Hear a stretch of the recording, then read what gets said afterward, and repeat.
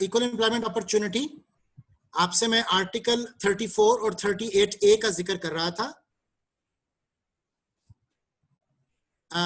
Article 34 and 38A उसका कहना यह है कि it is responsibility of state, ठीक है, ये इस मुल्क के हुकूमत की रिस्पॉन्सिबिलिटी होगी to work for well being of the people, कि वो लोगों की फलाह बहबूद के लिए काम करे of Pakistan, by raising their standard of lifes, कि उनकी जिंदगियों को बेहतर से बेहतर बनाएं, and taking steps to prevent, और इस बात का ख्याल रखें कि कंसंट्रेशन ऑफ वेल्थ, के दौलत इन फ्यू हैंड्स, इकट्ठी दौलत चंद हाथों में इकट्ठी ना हो, एंड एक्सरसाइज, और इस बात को यकीन बनाएं ऑफ इक्वल राइट्स, कि सबको यकसा हकूक मिलेंगे between employer and employee, employer और एम्प्लॉई के दरमियान,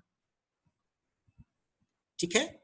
सो आर्टिकल 34 और 38A अभी हमने देखा, और आर्टिकल 27 हमने देखा। इन तमाम आर्टिकल्स के अंदर जो चीज प्रीडोमिनेंट है वो ये है कि जो हकूक का ख्याल रखना है वो स्टेट की जिम्मेदारी है, और इस बात का तहफ्फुज हमारे पास आइन में मौजूद है। एक स्टेप बेटा आगे और चलते हैं हम। अभी इनको मैं दोबारा आपके कोर फाइल से भी गो थ्रू करवाऊंगा।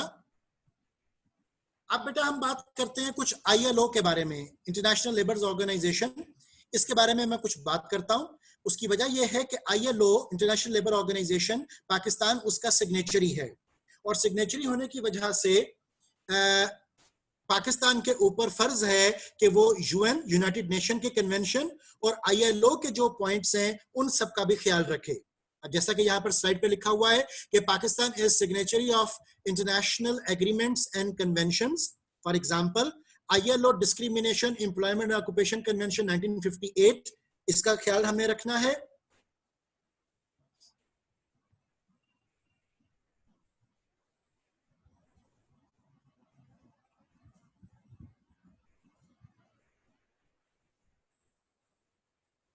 जी बेटा आर्टिकल 34 इसकी बात करेगा। हाँ जी, स्टेप्स शुड बी टेकन। आप एक्चुअली फर्क ये आ रहा है कि मैंने यहां पर उसका मफहूम लिखा हुआ है, ठीक है, आप उसकी एग्जैक्ट वर्डिंग को वो यहां पर कोट कर रहे हो। मफहूम उसका कि आपने राइट्स की प्रोटेक्शन वो करनी है, ठीक है, जिसमें कि अगेन विमेन की पार्टिसिपेशन, उसको फुल प्रोटेक्शन वो मिलेगी। ऑब्वियसली इसी बात को जिक्र किया जा रहा है। अभी आपको मैं ये आर्टिकल सारे दोबारा यहां से दिखाता हूं। एक और हमारे पास डॉक्यूमेंट आएगा, उसके अंदर भी आप डिटेल में इन तमाम चीजों को देखोगे। ओके, ILO डिस्क्रिमिनेशन जो हमारे पास है, एम्प्लॉयमेंट एंड ऑक्यूपेशन कन्वेंशन 1958, इसके अलावा ILO equal remuneration convention 1951। Remuneration का मतलब होता है कि आपने जिनको कंपनसेशन देनी है उसका भी अब आपने इंटरनेशनली जो कॉन्टेक्स्ट होगा उसके मुताबिक ख्याल रखना है लोगों का, कि डिस्क्रिमिनेशन इन रिम्यूनरेशन ना हो। फॉर एग्जाम्पल आपको पता है कि पाकिस्तान में सियालकोट के अंदर फुटबॉल की एक बहुत बड़ी इंडस्ट्री है, और पाकिस्तान का बनाया हुआ फुटबॉल पूरी दुनिया में जाना और माना जाता है, फीफा के वर्ल्ड कप में खेला जाता है। सो अगर फर्ज करें कि फुटबॉल बनाने के दौरान जो वर्कर्स वहां पर काम कर रहे हैं वहां पर हमें चाइल्ड लेबर मिल जाए, या हमें यह पता चल जाए कि डिस्क्रिमिनेशन वहां पर हो रही है, तो फीफा वाले भी ILO वाले भी वो ब्लैकलिस्ट कर देंगे उस कंपनी को, उस फुटबॉल ब्रांड को, ठीक है। तो इन वजूहात के बिना पर ऑर्गेनाइजेशंस जो हैं वो इस बात का बड़ा ख्याल रखती हैं कि कौन कौन सी रेगुलेटरी बॉडीज हैं जो कि वहां पर असरअंदाज हो रही होंगी। ILO stands for international labour organisation. So ILO discrimination, employment and occupation अभी हमने देखा। ILO इक्वल रिम्यूनरेशन की हम बात कर रहे हैं। इसी तरह UN convention on the elimination of all forms of discrimination against women, ठीक है। अब अभी जैसे आर्टिकल 34 में आतिश रेफरेंस दे रहा है कि steps shall be taken to enforce full participation of women, तो उसी तरह आपका जो यहाँ पर जो 1979 के अंदर UN कन्वेंशन जो था उसने भी डिस्क्रिमिनेशन अगेंस्ट वुमेन की बात की। इसी तरह ILO vocational rehabilitation and employment, इसके ऊपर डिसेबल्ड पर्सन को जो तहफ्फुज था वो दिया गया 1983 के अंदर। और अच्छा एक और बात इसमें बेटा याद रखना कि इन तमाम चीजों के हवाले से पाकिस्तान के आईन और पाकिस्तान के कानून में भी तमाम तर शिक्के मौजूद हैं, ठीक है, इस वक्त जो चीज हम देख रहे हैं कि इंटरनेशनली भी जहां जहां पर पाकिस्तान की रिप्रेजेंटेशन वो हो रही है, उनके तमाम लॉज को भी फॉलो करना हमारे लिए कंट्री के अंदर जरूरी होता है। इसी तरह हमारे पास ILO underground work women convention, जिसमें कि जो लोग कानों में काम करते हैं, माइंस में काम करते हैं, उन लोगों को भी तहफ्फुज जो था वो दिया गया। अब एक स्टेप बेटा हम आगे और चल रहे हैं। On 30th April 2000, the federal government announced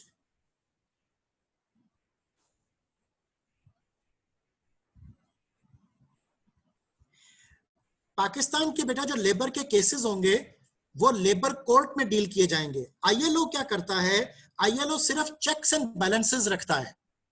ठीक है, फॉर एग्जांपल अगर पाकिस्तान में चाइल्ड लेबर हो रही है और ये चीज रिपोर्ट हो जाती है, तो ILO पाकिस्तान को प्रेशराइज करेगा कि आपके यहाँ पर जो चाइल्ड लेबर किसी सेक्टर के अंदर वो हो रही है उसको खत्म किया जाए।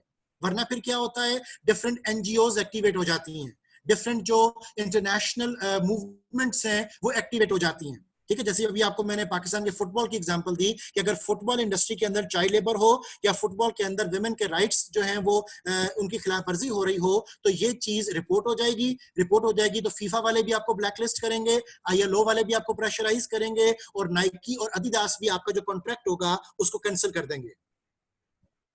ठीक है, तो ये ILO याद रखो कि डायरेक्टली लेबर केस को डील नहीं करता, ILO एडवाइस करता है, चेक्स एंड बैलेंसेस रखता है, सजेशंस देता है। ठीक है, और एक इंटरनेशनल कम्युनिटी की तरफ से प्रेशर आता है। जी बेटा, रियलिटी में बहुत कुछ हो रहा है।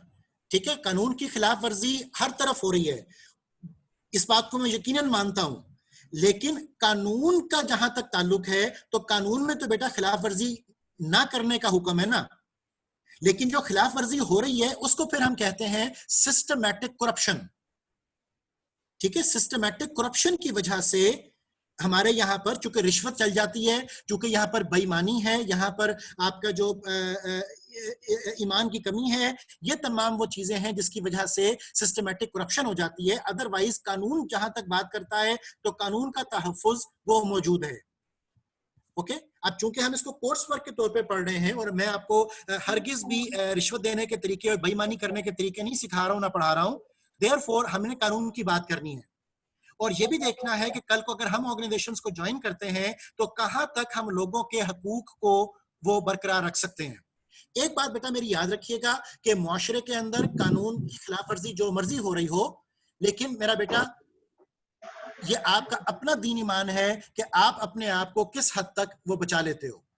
ठीक है, और ये बात याद रखिएगा कि हकूकुल इबाद जो है वो हकूकुल्लाह से भी पहले आते हैं।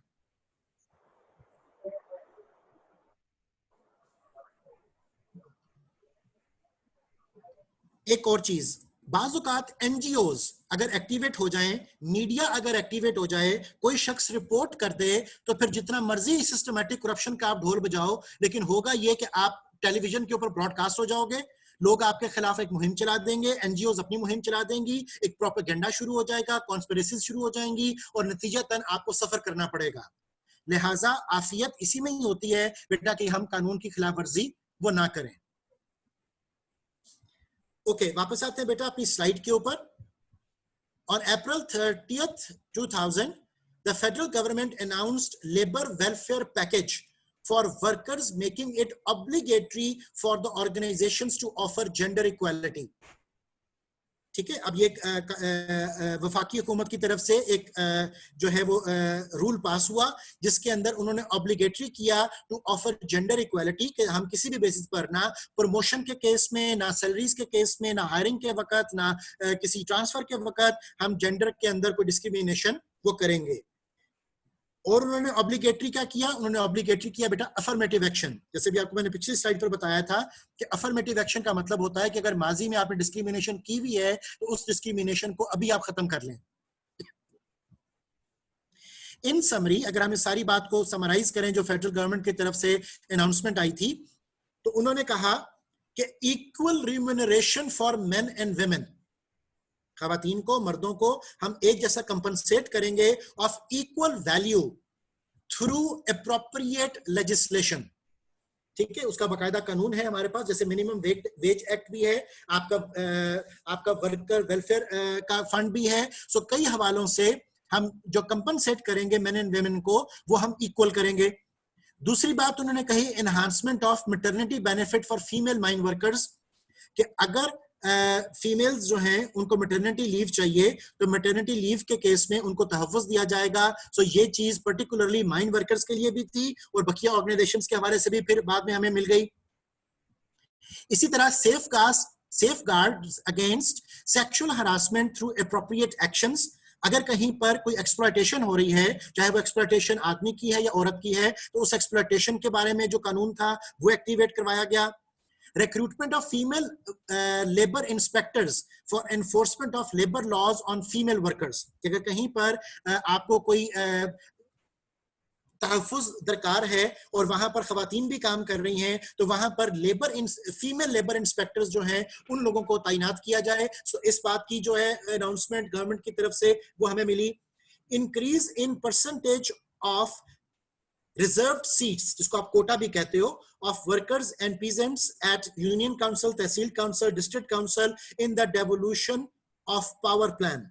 ठीक है, अब इसके बाद जो कोई भी पॉलिटिकली आपकी जो तब्दीलियां थी वो रूनुमा हुई, लेकिन याद रखिएगा कि जो बेसिक कवानीन जिसमें तहफ़्फ़ुज़ दिया जा रहा था तमाम लोगों को, वो मौजूद हैं। Extension of coverage of laws to agriculture and other informal sectors of economy, तो जो इकोनॉमी के जितने भी एस्पेक्ट्स हैं, उसमें टेक्सटाइल है, उसमें आपके सर्जिकल इंस्ट्रूमेंट्स हैं, उसमें लेदर प्रोसेसिंग है, उसमें फैन इंडस्ट्री है, उसमें स्पोर्ट्स इंडस्ट्री है, उसमें फर्नीचर है, बेशुमार आपके सैनिटरी का बहुत सारा काम है, जितने भी आपके सेक्टर्स हैं उन सब के ऊपर भी इन कवानीन को अप्लाई किया जाना शुरू हुआ।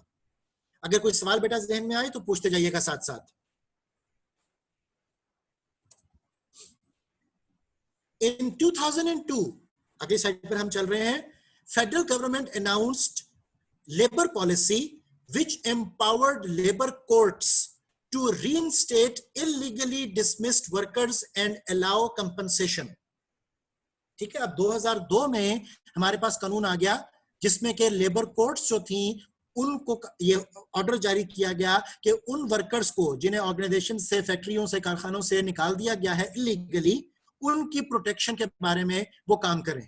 ठीक है, तो हमारे पास एक पूरी लेबर पॉलिसी जो है वो पेश हो जाती है। अब आपको बेटा मैं लेबर पॉलिसी का डॉक्यूमेंट एक नजर दिखा रहा हूं ताकि आपको अंदाजा हो जाए कि लेबर पॉलिसी का जो डॉक्यूमेंट पाकिस्तान में है वो किस तरीके से ऑपरेट करता है।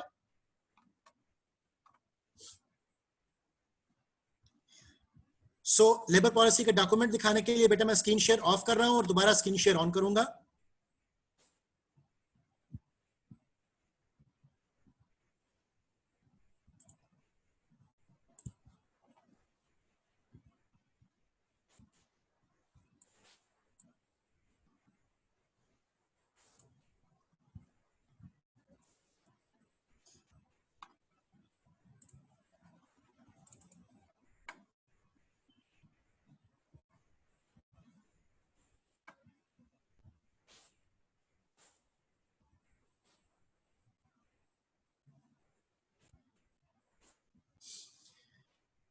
ओके डियर, आई होप कि आपको मेरी स्क्रीन विजिबल है। यहां पर आपको जो मैं ये डॉक्यूमेंट शो कर रहा हूं पीडीएफ फाइल में, ये डॉक्यूमेंट आपका पाकिस्तान का जो हुकूमत की तरफ से लेबर पॉलिसी का डॉक्यूमेंट इशू किया गया है वो आपको मैं दिखा रहा हूं। So government of Pakistan, this is labour policy 2010। इसके बाद जो लेबर पॉलिसी 2010 में गवर्नमेंट ऑफ पाकिस्तान ने इशू की थी, उसके बाद सूबाई हुकूमतों की जो लेबर पॉलिसी के डॉक्यूमेंट्स थे वो हमें रिसीव होते हैं। अभी सूबाई हुकूमतों के लेबर पॉलिसी के जो डॉक्यूमेंट्स हैं पंजाब का पर्टिकुलरली, आपको मैं भी वो भी दिखाता हूं। तो यहाँ पर बेटा हम लेबर पॉलिसी डॉक्यूमेंट 2010 पाकिस्तान का वो देख रहे हैं। इस लेबर पॉलिसी डॉक्यूमेंट में उन्होंने पूरी एक डिटेल वो हमें शो की कि किस किस तरीके से जो वर्कर्स हैं उनका तहफ़्फ़ुज़ वो दिया जाएगा इन the social and economic wellbeing. इसमें एक दो लाइनें मैं आपके साथ पढ़ रहा हूं। In the social and economic wellbeing of the people is one of the principal objectives of the present people's government. Labor policy, like policies in other fields, should also aim in attaining the objectives in a manner best suited to the resources of the country and the present state of economy, and likewise ये पूरा document जो है ये आपका 22 pages का बेटा document है, इसको आई वुड सजेस्ट कि आप इसको तवज्जो से एक दफा जरूर पढ़िएगा। सो यहाँ पर आपको एक अंदाजा हो जाएगा कि पाकिस्तान में लेबर पॉलिसी किस तरीके से डिवाइस वो की गई सन 2010 में। अब आपको मैं 2018 का जो गवर्नमेंट ऑफ पंजाब का जो डॉक्यूमेंट है वो मैं दिखा रहा हूँ। उसको दिखाने के लिए बेटा मैं स्क्रीन शेयर आपको ऑफ कर रहा हूँ अभी।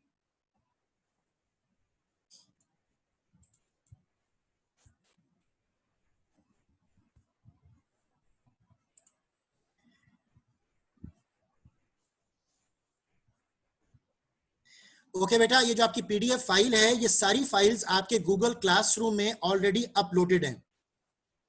ठीक है, जितना मैं चैप्टर्स डिस्कस कर रहा हूं, जो कुछ अभी आपको मैं सारी फाइल्स दिखाऊंगा, ये सारी की सारी फाइल्स आपके गूगल क्लासरूम में वो मौजूद हैं। और इसके अलावा आपको ये मेरी वेबसाइट से भी सारी फाइल्स वो मिल जाएंगी। ओके बेटा, यहां पर अब आपको मैं पंजाब लेबर पॉलिसी 2018 का डॉक्यूमेंट वो दिखा रहा हूं। इस पंजाब लेबर पॉलिसी के डॉक्यूमेंट में ये गवर्नमेंट ऑफ पंजाब की तरफ से वो इशू किया गया।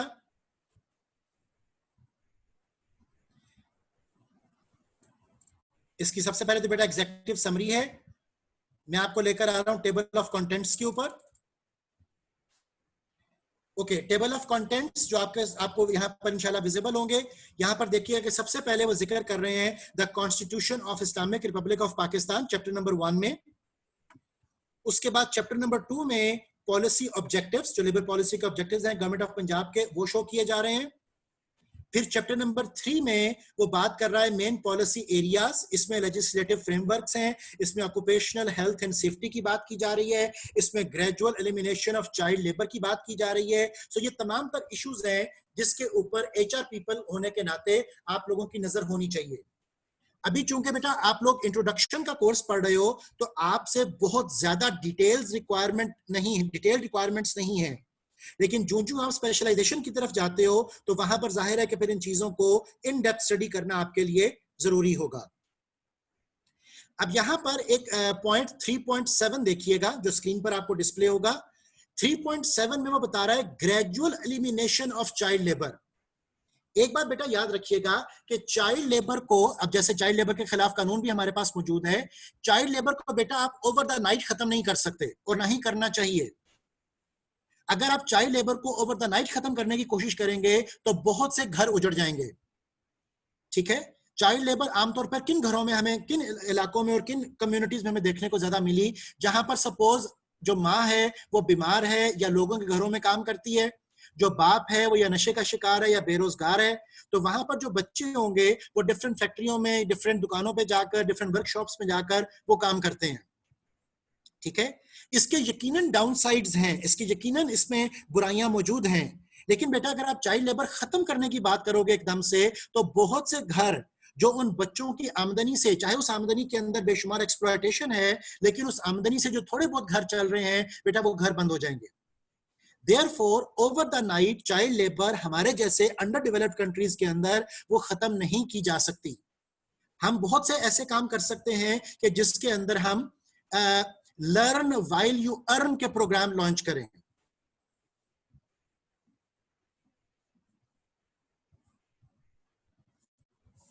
ठीक है, लर्न व्हाइल यू अर्न के प्रोग्राम्स वो लॉन्च किए जाएं कि हम उनको थोड़े बहुत तालीम और तरबियत की तरफ भी लेकर आए।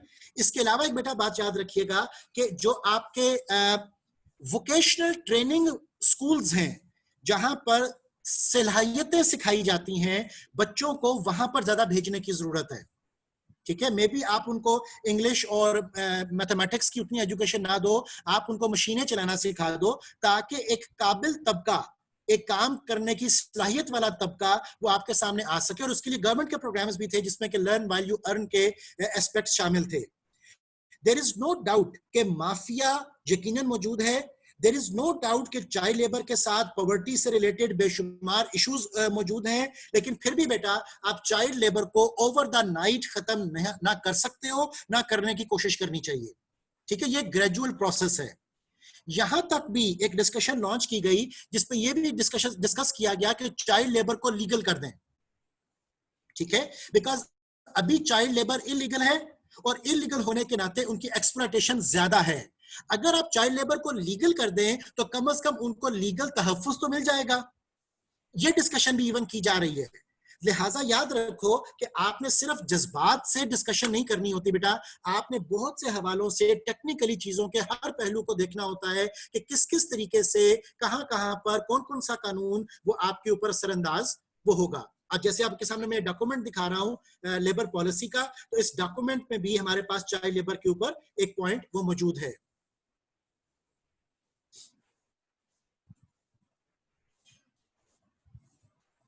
आपकी बात आतिश बिल्कुल बजाय बेटा, हम खुद ही रूल बनाते हैं, खुद ही रूल तोड़ते भी हैं, लेकिन इंसानी बनाए हुए जितने भी कवानीन हैं वो बेटा इसी तरह ही इंप्लीमेंट होते हैं। हर लॉ का एंटी लॉ वो हमारे पास मौजूद है, ठीक है, लेकिन सिस्टमैटिक करप्शन भी होगी, लेकिन बेटा फिर भी कहीं ना कहीं कभी ना कभी वो आवाज बुलंद जरूर होती है, कहीं ना कहीं कभी ना कभी कोई ईमानदार शख्स भी सिस्टम में मौजूद होता है। अगर तो आप ये कहो कि 100% करप्शन है तो फिर बेटा 100% करप्शन में सिस्टम नहीं चलते, फिर मुल्क तबाह हो जाते हैं।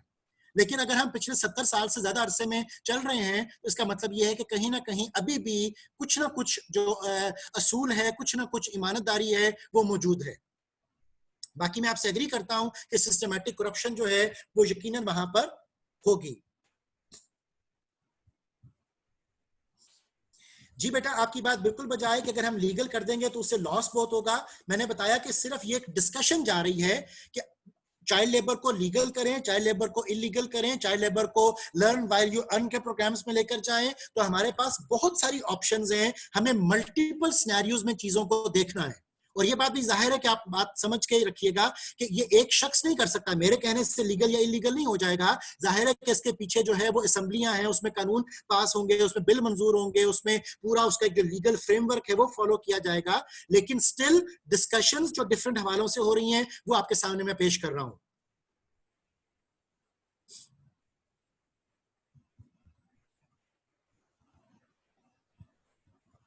इनके लिए बेटा ऑर्गेनाइजेशंस मौजूद हैं, बहुत सी एनजीओज हैं जो इनके तहफ़्फ़ुज़ के लिए काम करती हैं। जैसे भी आपको मैंने बताया, वोकेशनल ट्रेनिंग प्रोग्राम्स के अंदर भी बाज बच्चों को ट्रेनिंग देने की जो रिकमेंडेशंस थी वो पेश की गई। इसी तरह डिफरेंट तरह के फलाही इदारे हैं जो कि बच्चों के तहफ़्फ़ुज़ के लिए काम करते हैं। हुकूमत ने तालीम के लिए भी एफर्ट इसके ऊपर बहुत की, लेकिन इन तमाम चीज़ों के साथ साथ मैं बार बार एक वर्ड रिपीट कर रहा हूँ कि सिस्टमैटिक करप्शन है जो कि बच्चों को एक्सप्लॉइट करती है।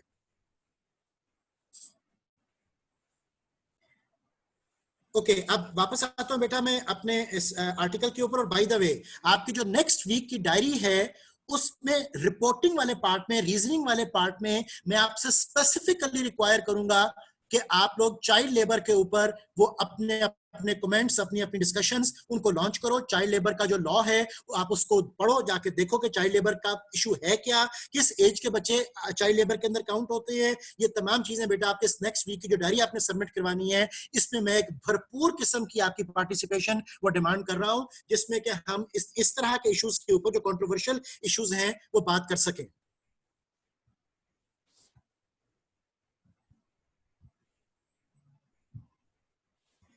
जी बेटा, काम बहुत इजी है, सिर्फ थोड़ी सी अपनी नीयत जो है वो बरकरार रखें। ओके डियर, वापस आते हैं अपने इस पॉलिसी डॉक्यूमेंट के ऊपर। यहां पर जैसे ये बाउंडेड लेबर, इसके ऊपर जो है वो फोकस किया गया कि बाउंडेड लेबर जो है वो इलीगल है, हम किसी को मजबूर नहीं कर सकते काम करने के लिए। हेल्थ सेक्टर की रिफॉर्म्स हैं। इसके अलावा आपकी कैपेसिटी बिल्डिंग के ऊपर बात हो रही है।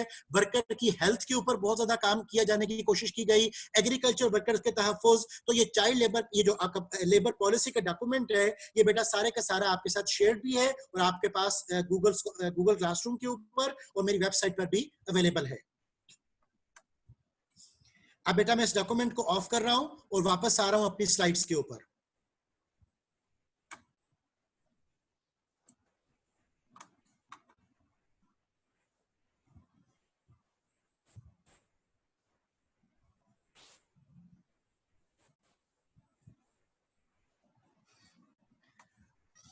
All right, I hope the slide is visible again.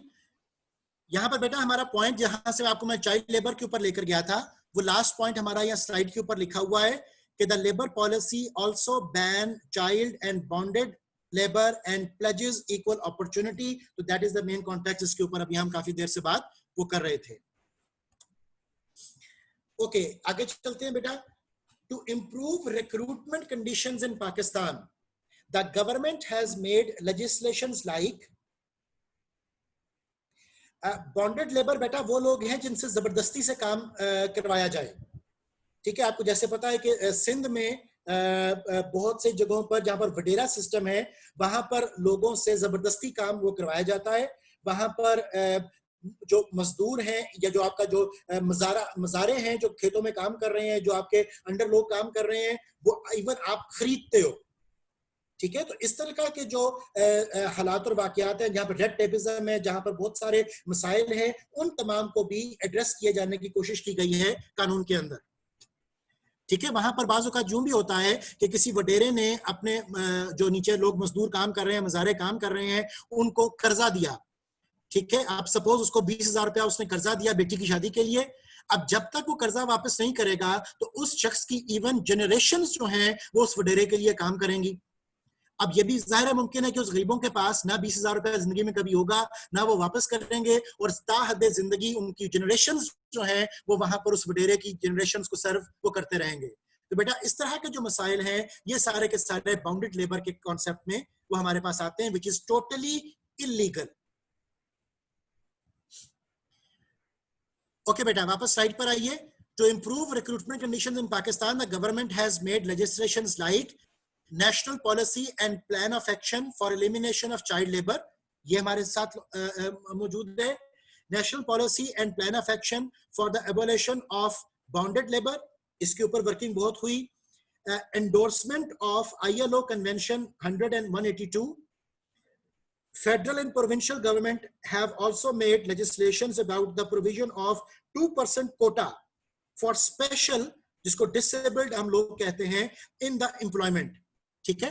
अब बेटा आप लोगों को मैं डिसेबिलिटी एक्ट जो पाकिस्तान में है उसका मैं व्यू दिखा रहा हूं। आपको ये भी अंदाजा हो जाएगा कि पाकिस्तान में जो कानून है वो किस किस्म के बनाए जाते हैं और किस तरह से उनको प्रेजेंट किया जाता है। अभी आपके साथ में जो डिसेबिलिटी एक्ट है वो शेयर करूंगा, और आप लोगों को चाइल्ड लेबर का जो होगा एक्ट, उसको नेट से PDF फाइल आपको इजीली डाउनलोड हो जाएगी। आपने उसको डाउनलोड करना है और वहां से जाकर अपनी डायरी को जो बनाना होगा, आप वहां से कुछ चीजें इंफॉर्मेशन जो है वो ले सकते हो। अब आपके साथ बेटा मैं शेयर करने लगा हूं आपका जो डिसेबिलिटी एक्ट है, उसके लिए बेटा मैं स्लाइड्स ऑफ कर रहा हूं।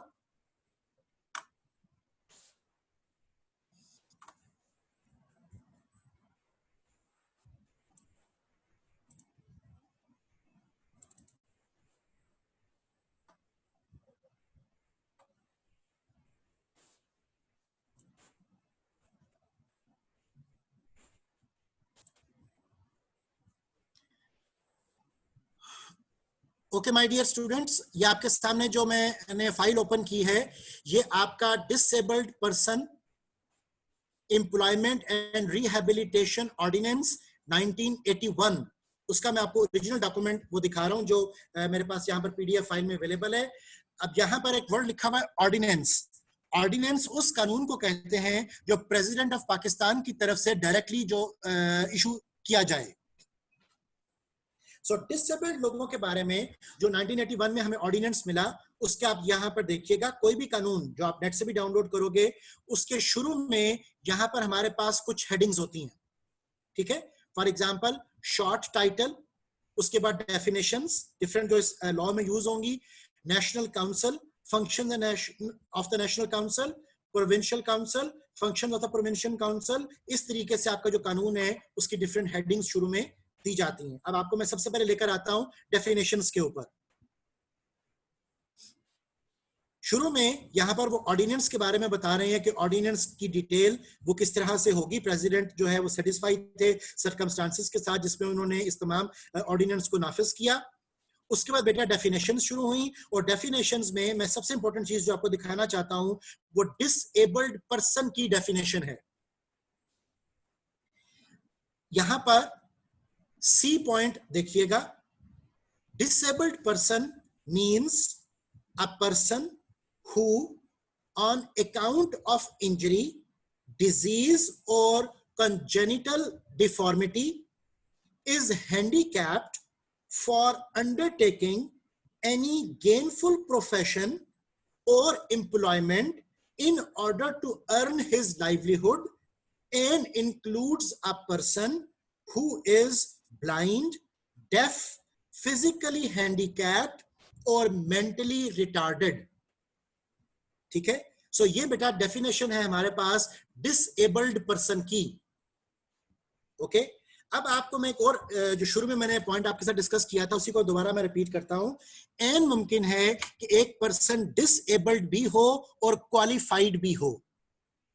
ठीक है, इसका मतलब क्या होगा कि उसकी disability is number 1 not part of KSAOs and number 2 वो डिसेबल्ड पर्सन उस पर्टिकुलर काम को करने के लिए वो ठीक है, उस पर्टिकुलर काम के करने में उसकी डिसेबिलिटी वो आड़े नहीं आ रही है.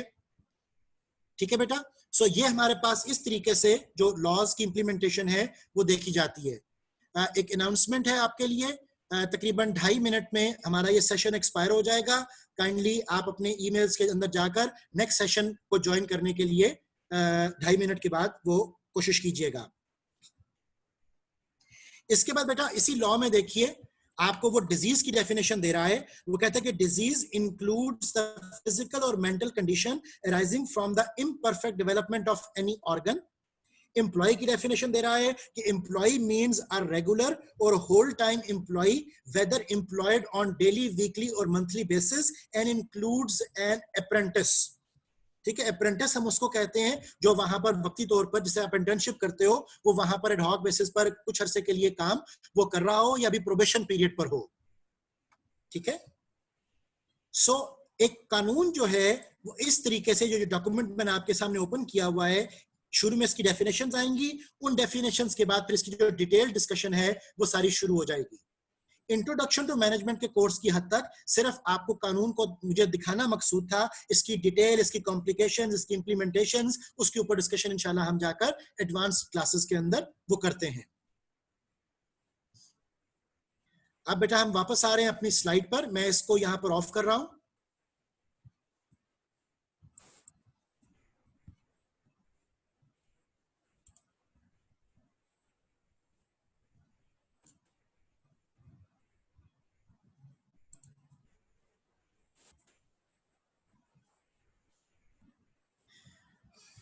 ओके बेटा, दिस वाज द पॉइंट जो मैं दोबारा आपके साथ पढ़ रहा हूं. आखिरी लाइन को देखिएगा कि federal and provincial governments have also made legislations about the provision of 2% quota for special disabled people in the employment.